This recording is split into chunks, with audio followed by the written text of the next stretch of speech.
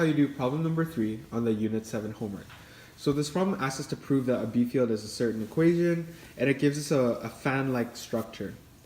It tells us that the current flows from here to there to there to there. So the first thing I did was I wrote down the equation for a B field, and I recognized that arc length is modeled by r times theta. So the arc length of A would be A theta, the arc length of B would be B theta. The next thing I did was I solved for the B field due to A, which was I replaced R with A, and I integrated from A theta to 0. Upon integration, I got this value, and then I found the direction by using the right hand rule. So A, keep in mind that it's flowing this way. So you're gonna want to put your, okay, it's fine. I'm sure you guys could do it. So the same thing for B.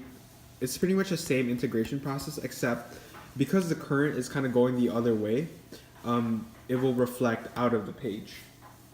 So in number 2 of the homework, we kind of explored this process of net magnetic fields by adding or subtracting fields that contribute to or negate each other. And in this case, because the magnetic field at B and the magnetic field at A both work on the same points but in opposite directions, so A would be out of the page and B is into the page, the bigger value, which would be the magnetic field of B, must be subtracted by the smaller value in order to get the net magnetic field.